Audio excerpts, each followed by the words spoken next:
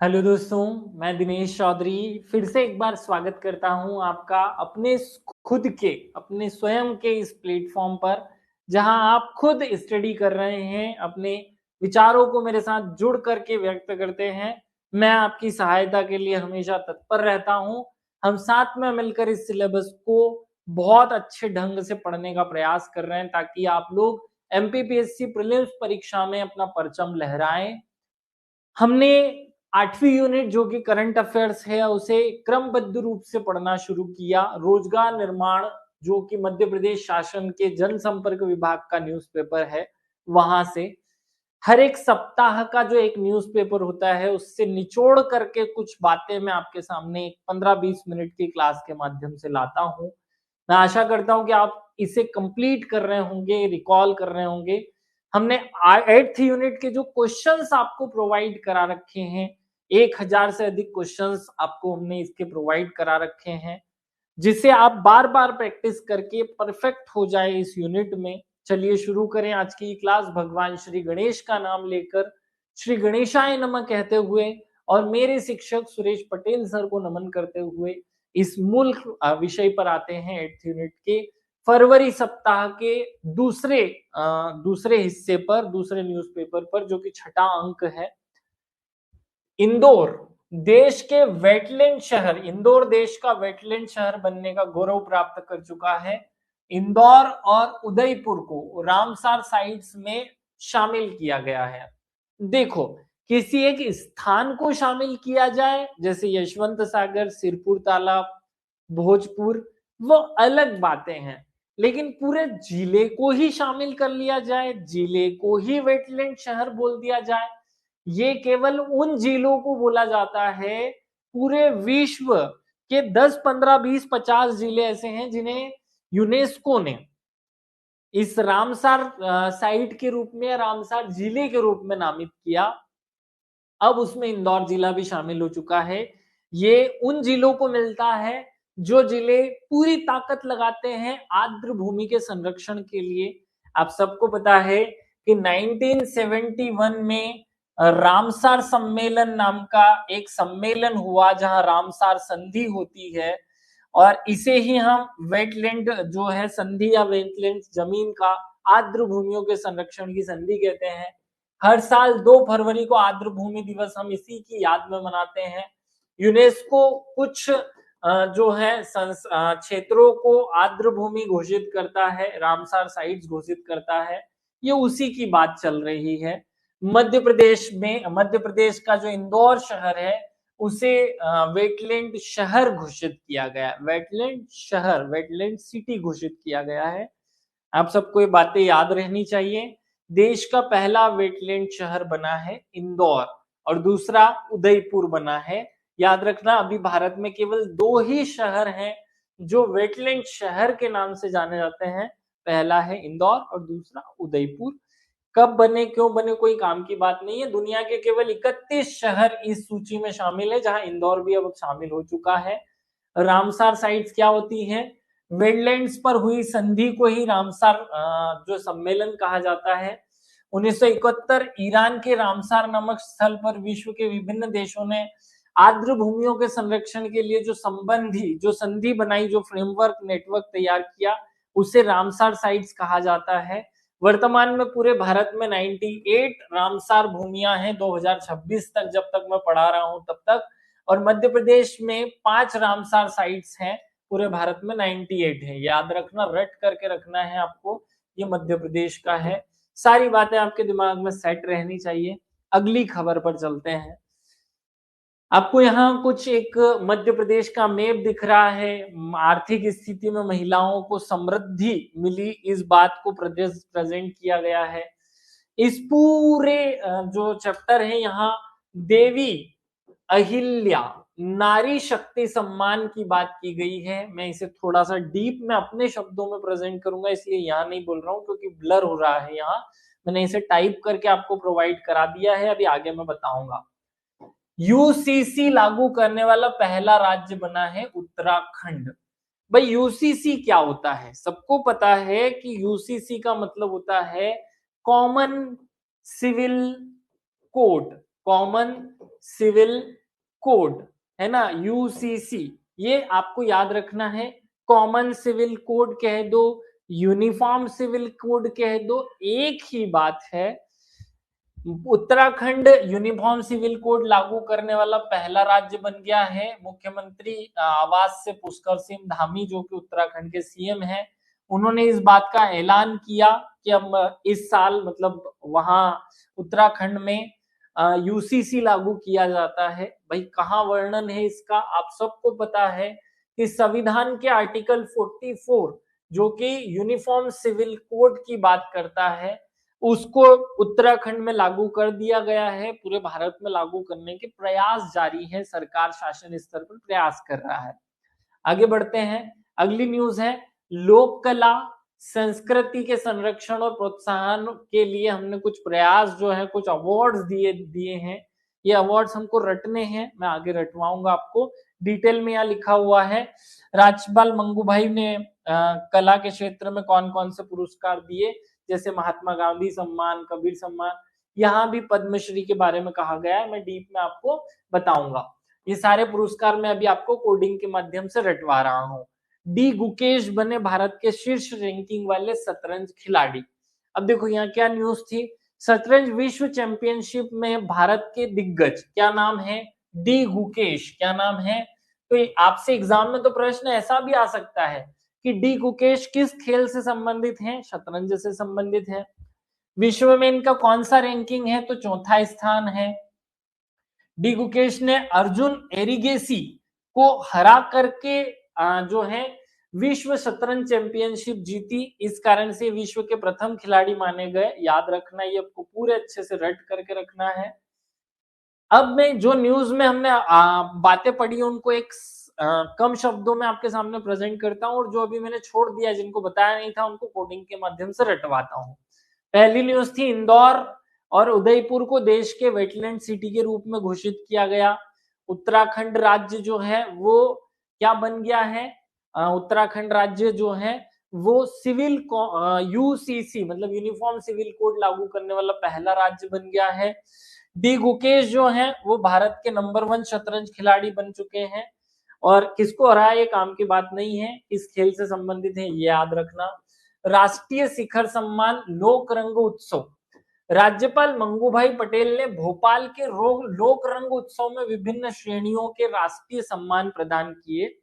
पहला तो नंबर याद रख लो यहाँ से एक फैक्ट कि लोक रंग उत्सव का आयोजन कहाँ होता है, भोपाल में होता है। अध्यक्षता कौन करता है, मंगू भाई पटेल मतलब मध्य प्रदेश के राज्यपाल करते हैं। ये 3 सम्मान है राष्ट्रीय स्तर के, राष्ट्रीय महात्मा गांधी सम्मान, राष्ट्रीय कबीर सम्मान और राष्ट्रीय देवी अहिल्या सम्मान, वो इसी में प्रदान किए गए। किसने प्रदान किए याद रखना, मंगू भाई पटेल राज्यपाल ने प्रदान किए। वर्ड टू वर्ड रटनी है। तो राष्ट्रीय महात्मा गांधी सम्मान 2022 किसे प्रदान किया गया, विवेकानंद निधम संस्थान ग्वालियर को। और सेम टू सेम 2023 का राष्ट्रीय महात्मा गांधी सम्मान किसे प्रदान किया गया, भारत भारती शिक्षा संस्थान बैतूल को। तो अब आपको याद रखना है कि महात्मा गांधी सम्मान जो है, महात्मा गांधी सम्मान 2 लोगों को प्रदान हुआ।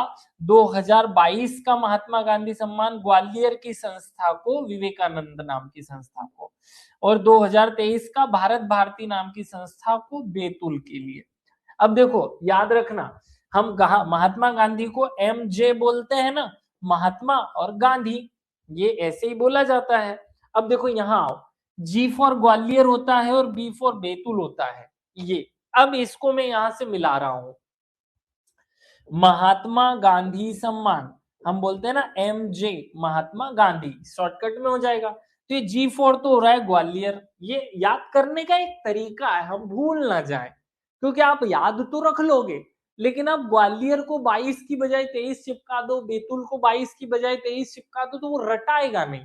अब ये बात याद रहेगी कि शुरुआत G4 ग्वालियर से हो रही है, MG के G से, फिर दूसरा वाला तो ऑटोमेटिक याद रह जाने वाला है।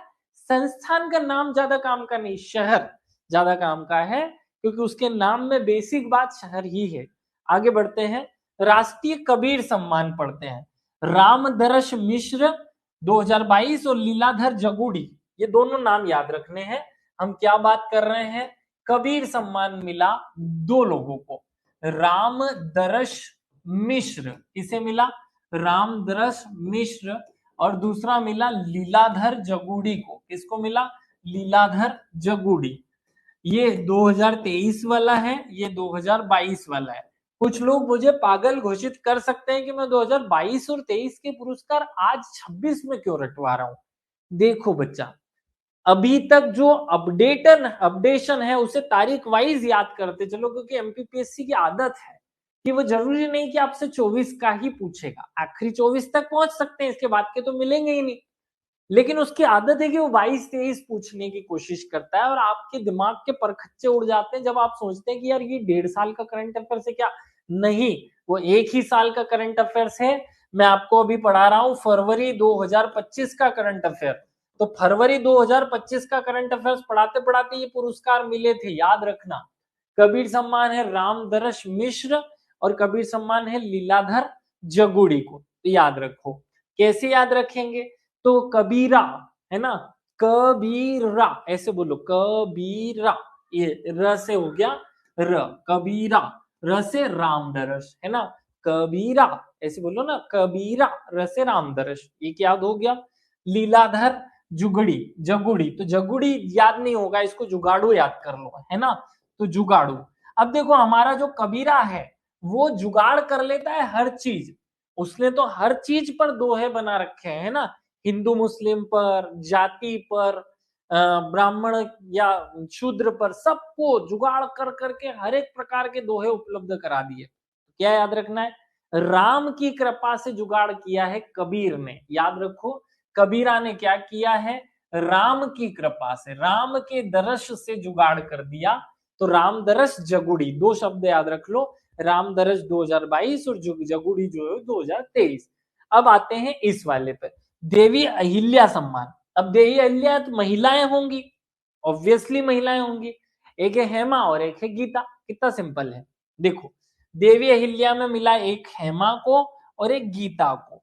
अब पूरा नाम याद करने की जरूरत नहीं है, अभी तो हमने वो तक रट लिया था, वो एक एडवर्टाइज आता था, सबकी पसंद निरमा, जया, रेखा, सुषमा और पता नहीं 3-4 लड़कियों के नाम होते थे ना, तो आप नहीं रट सकते क्या देवी अहिल्या के सम्मान के लिए हेमा और गीता।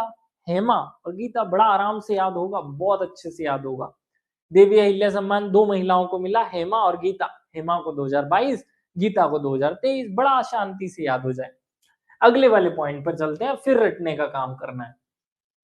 मध्य प्रदेश की 5 विभूतियों को पद्मश्री मिला था गणतंत्र दिवस 2025 पर। तो अब वो जो 5 लोग थे उनका नाम याद कर लो। शैली होलकर हमने याद कर लिया, जगदीश जोशीला याद कर लिया, भेरू सिंह चौहान, बुद्धेंद्र कुमार और हरचंदन भट्टी, ये तो याद कर लिया, लेकिन याद रहेगा कैसे, एग्जाम तक लेकर कैसे जाएंगे, तो उसके लिए कोड जरूरी है। देखो सबसे पहले है शैली, मैं यहाँ एक शब्द लिख देता हूं शैली बस। फिर यहाँ है जोशीला, तो मैं यहाँ लिख देता हूं जोशीला, ये मैंने दूसरा शब्द लिखा। फिर यहाँ मैंने लिख दिया भेरू, देखो मैं शब्द निकाल रहा हूं बस यहाँ से, भेरू। फिर बुद्धेंद्र कुमार, तो ये बुद्ध लिख देता हूं, ये बुद्धू लिख देता हूं, ठीक है। और यहाँ लिख देता हूं हरचंदर सिंह भट्टी, तो ये भट्टी लिख देता हूं। अब देखो ये 5 शब्द हमें मिल गए, पहले तो हम वो 5 लोग याद करें, फिर ये याद करेंगे कि कौन क्या करता है। देखो ये बुद्ध, भेरू, जोशीला, शैली और भट्टी, ये 5 नाम है मेरे पास में, कोड में इनको पिरो देता हूं, बड़ा सरल सा कोड बनेगा। देखो बुद्धू, क्या नाम है, बुद्धू, बुद्धू भूरू ने या बुद्धू भेरू ने, हम बोलते हैं ना किसी को भेरू है क्या, हम क्या बोलते हैं बुद्धू है क्या, तो किसी को बुद्धू भी बोल रहे हैं, भेरू भी बोल रहे हैं। क्यों बोल रहे हैं, क्योंकि उसका काम करने की शैली ही उल्टी है। शैली कैसी है, उसकी शैली जोशीली है। कैसी है उसकी शैली, उसकी शैली जोशीली है ना, भटाभट काम कर देता है वो, बोल कर देखो कितना सरल है। हम किसी को भेरू या बुद्धू कब बोलते हैं, जब उसकी शैली बहुत जोशीली हो, भटाभट काम कर दे वो, बोलो ऐसा। हम किसी को भी भेरू या बुद्धू कब बोलते हैं, इस दुनिया में बुद्धू या भेरू वो कहलाते हैं जिनकी शैली जो है वो बहुत जोशीली हो और वो भटाभट काम कर दे, ऐसा। अब देखो शेली होलकर क्या करती है, तो शेली जो है वो शॉल बनाती है। शेली ने क्या किया था, शॉल बनाने का काम किया था। शॉल कैसे बनती थी, हैंडलूम वाली शॉल होती थी। तो हैंडलूम और बुनकरों को इन्होंने सहयोग दिया, शॉल और साड़ी बना दी इन्होंने, बस बड़ा सिंपल है। जगदीश जोशीला, अब देखो जोशीला कौन होता है, जो भगवान का भजन करता है। तो निमाड़ी जो गीत होते थे, निमाड़ी जो गायन होता था, निमाड़ी जो बातें होती थी, उनको बड़े जोश के साथ प्रेजेंट करने का काम किया जगदीश जोशीला ने, तो निमाड़ी साहित्यकार बन गए। अगला भेरू सिंह चौहान, ये मालवा संस्कृति के संवाद को निर्गुण भजन गायक है। ये क्या है, निर्गुण भजन गायक। तो अब जो आदमी भेरू है, भाई देखो ब्रह्मा विष्णु महेश हो, माता जी हो, तो वो तो सब समझ में आता है। कोई भेरू के गीत गा रहा है, भेरू वो होते हैं ना, माता जी के मंदिर के बाहर एक और मंदिर होता है भेरू बाबा का, वो भेरू बाबा का मंदिर गा रहा है, भजन गा रहा है, तो वो निर्गुणिया होगा। क्योंकि सगुण या कुछ और गुण वाला होता तो भगवान या माता जी के भजन गाता है, ये तो भेरू के भजन गाता है।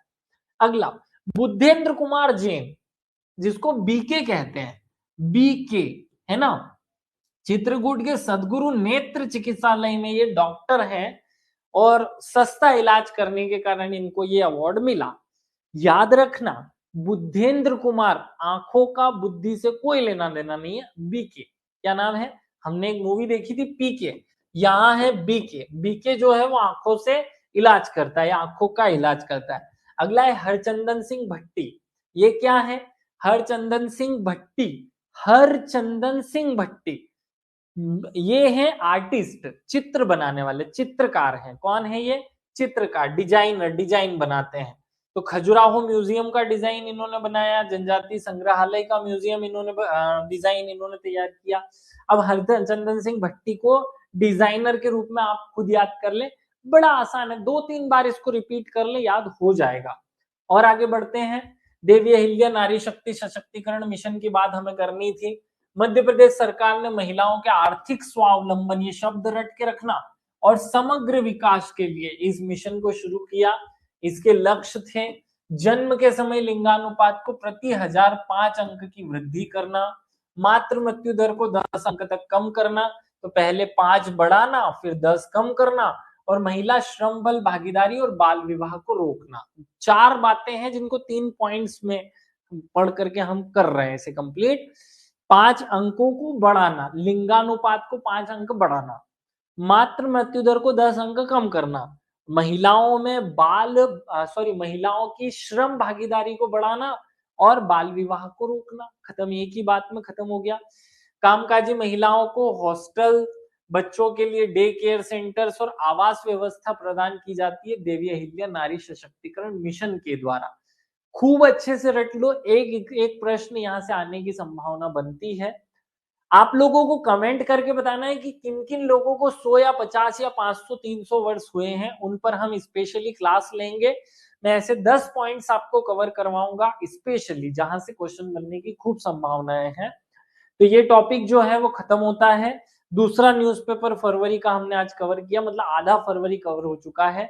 अगली क्लास में हम बाकी के फरवरी के हिस्से को कवर करेंगे।